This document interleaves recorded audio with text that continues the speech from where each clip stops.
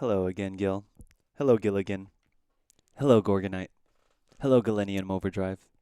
Hello, Ryan Thomas Gilbert. This tutorial's for you, dude. We're gonna learn some stuff about Ableton today, and I'm really glad that you're taking the time to learn more about Ableton because I love Ableton. I super love Ableton and everything it's able to do. It's capable of a ton. Is that enough to restart the video? No, it's not, dude. All right. So what we're going to do today is we're going to take some samples out of the Juno G, record it into Ableton, and make our own drum kits with them. Boom, dude. Yeah. Super fun. I love Ableton. I love Ableton because of this feature. And there's actually two ways that we can do this, and two ways that are very, very helpful for your future music making needs. Doesn't have to be set one project at a time. You can save them as presets. You can save them as folders on your desktop or your external drive, however you want to file organize. That's on you, dude. I'm not going to tell you how to organize your files. It's just, I'm going to show you how I do it because I love it. And I've done it long enough to be like, this is the best way to do it. All right. So I'm going to start off by saying thank you for tuning into my video. Thank you so much. Thank you, thank you, thank you. If I wasn't doing this right now, I would be losing my mind, dude. I started doing this because, honestly, I am bored as super hell, dude. Super bored. I'm very, very bored, and this is actually bringing love to my life. This is actually bringing light to my life. And I'm sure that you're on the same boat, maybe. Let's dive in, right? Let's dive in. So I have Ableton right here. I made this video. This is actually the fourth time I've did. This is my fourth take on this video, so I have some other stuff loaded in here, but I deleted a lot of it, and we're just going to focus on an audio track because that's what we're going to do, right? We're going to record audio, bro. And I'm going to record enable this track.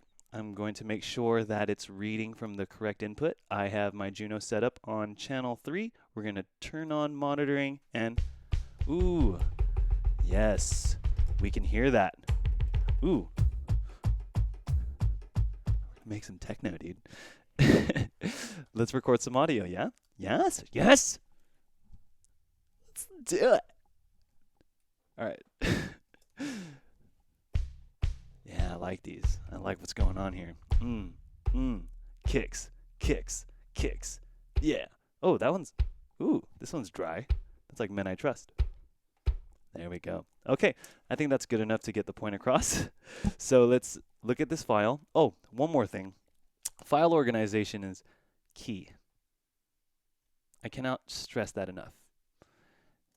Name your files, name your tracks, name your projects, figure out how Ableton saves its projects. I'll include that on another video, but what we're concerned about right now is organizing the files within the project that we have. So this is going to be Juno G Kicks. Kicks, dude. You see that right there? Juno G kicks ass, dude. Okay. So right here, we're going to double click on this file, and on the bottom, we're going to see our sample editor. Now, Ableton, as it recorded the audio, it analyzed it. Ableton wants to give you a visual representation of what it's capturing. And if I take off my little screen there, oh, that's not this one. Don't even look at me right now. So as I'm hovering my mouse above these, you're going to see these little markers pop up. And what Ableton did there is it recognized transients. Now, transients are the spikes from the zero crossing. This is a zero crossing where there's no sound whatsoever. And this is the sound. I'm not going to give you a physics of audio sound. Just believe me, dude. We're going to place a warp marker right there and a warp marker right here. And if you're unfamiliar with what warping means, just think about it, right? I mean, right? Okay.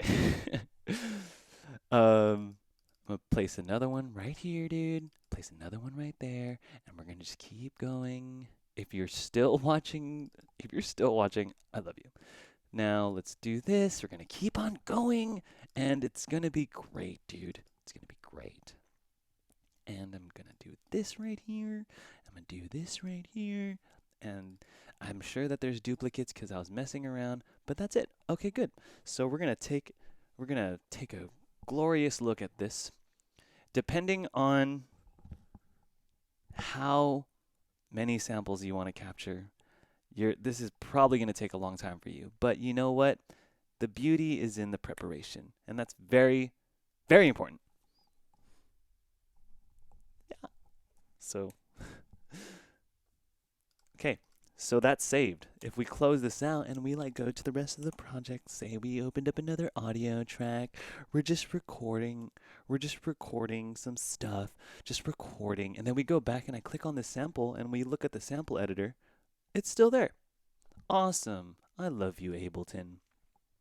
If we right click here, it's going to show us a slice to new MIDI track. That's one of the functionalities that I love.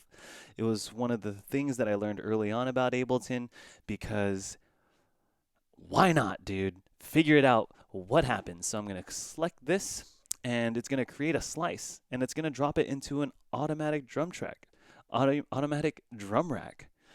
Dang. Okay, so there's other choices. We can choose the transients that Ableton analyzed for us. We can make it bars, half notes, quarter notes, eighth notes, 16th note, 32nd notes. Okay, but we're going to use warp markers. Let's go to OK. And what did it do, dude? It made a drum rack for us. We're going to rename this, dude. Juno G Kicks Rocks, dude. Is that Eox?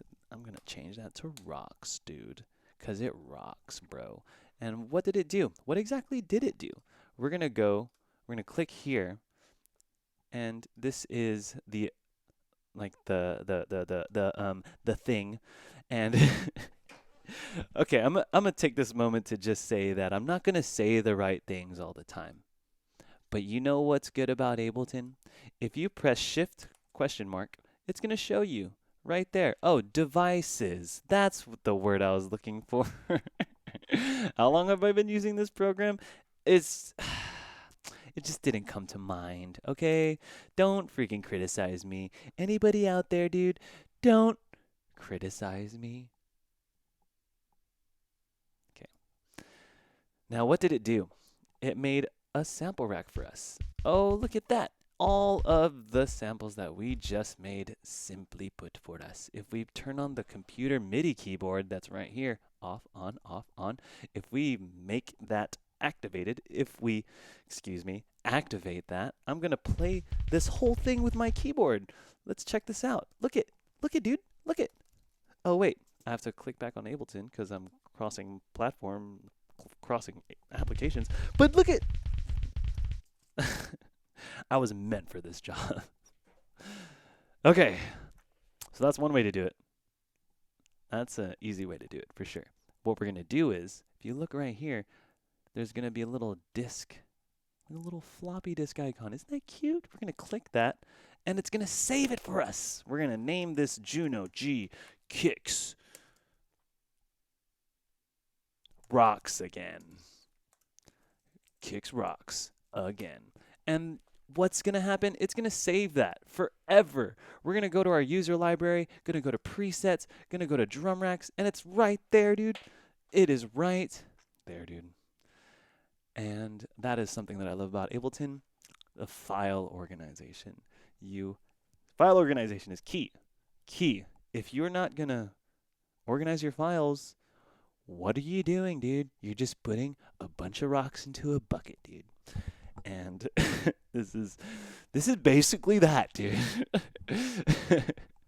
But you know what we're going to do? We're going to delete that. We're going to actually delete that and forget about it. Forget that we even did that. We're going to go to square one. And what I'm going to show you is another way that I like to do it, because I, myself, let me show you. I have these little super cool toys. I have my Octatrack and I have my circuit. And what I like to do is organize them into folders, not only as drum racks, but folders on my desktop or in my external drive so I can import them into my gear and use them at a later time. And it makes it, wow, I love it. So let's go back to Ableton. I'm going to not be a screen. not going to be a screen here. I'm going to be just a voice of reason, a voice that you can trust. Now, let's zoom in. And what we're going to do is, this is one audio file. Audio file, Ableton named it as 1, audio 1, track 1, audio 1. That's the clip, blah, blah, blah. Okay, so we're going to get rid of that screen. And we're going to zoom in on each of these kicks. Now, if I zoom in enough, I'll be able to get close in. I'm going to highlight that. And I'm going to press Command E. And what that does is it cuts it away from the rest of the audio clip. So I can separate it right here and it's going to stand alone. But see what happens if I click this edge of the clip and drag it along. The same original file is still there. And what we want to do is, I'm going to click this, whatever is highlighted, and I'm going to press Command J. Oh my gosh, did you see that? What just happened, dude? It consolidated the file. Now, Command J allows you to consolidate audio clips and make it their own clips, dude. So what we're going to do is, we're going to make sure that we zoom all the way in onto where that kick starts. So this is a 0 marker. This is the 0 crossing. And we're going to go right here. That's good. Let's see how this sounds. Perfect, dude. And that is very important that you zoom all the way in and make sure you hit it at a 0 crossing, because if you did it right here, dude, check out how it sounds, bro. That is a pop. Now, what that means is that if we look at Ableton right here, and we see that it's right, like the audio file starts nowhere near a 0 crossing. That means the audio instantaneously brings you to another spot.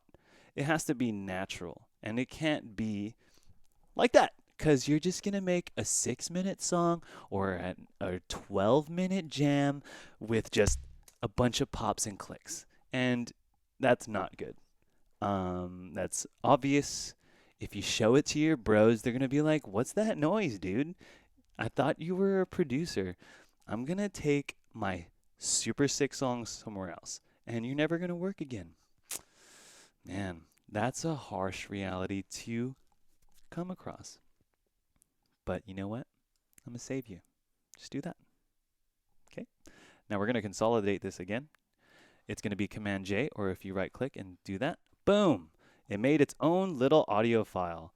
Now what we're going to do is we're going to show it in Finder. Look at that right there. Show it in the Finder. And it's going to show us in the Finder, dude. It's going to be right there.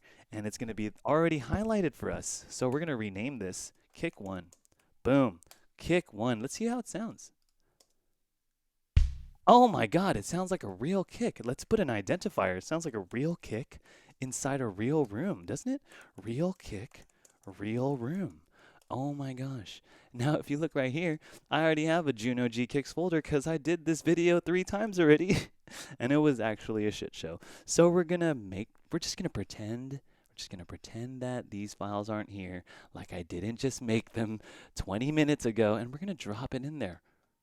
Real kick, real room. See, real kicks, we're just all about that real stuff.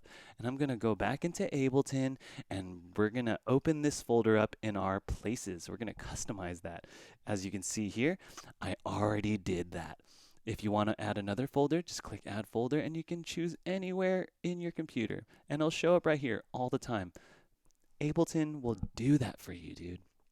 Okay, now we're going to open this up, and it's going to be there for us.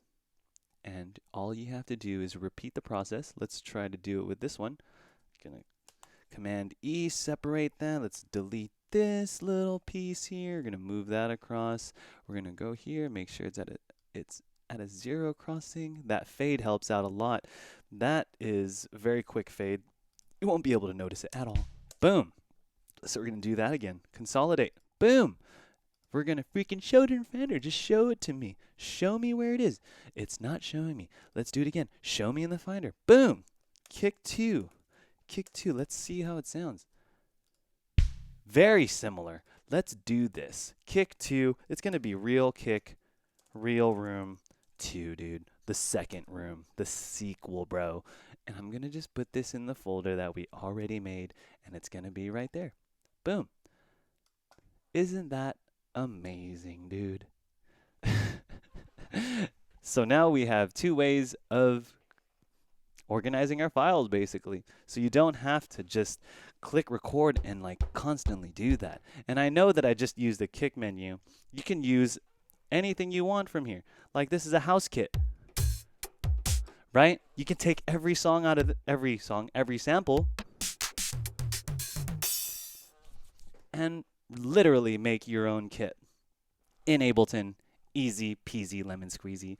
Use your keyboard to operate it, or you can just click in and it'll be all right, dude. You're gonna be already going, dude. You're gonna be already going, and you're gonna make music, and you're gonna have a great time, dude. You're gonna have a great time, dude. Take care, man. I love you. I'm glad that you made it all the way to the 16th minute of this video. Oh my dear Lord, you are a champ. I really appreciate you so much on so many different levels, and I hope you learned something today. And I'll come back with another video with more stuff to learn.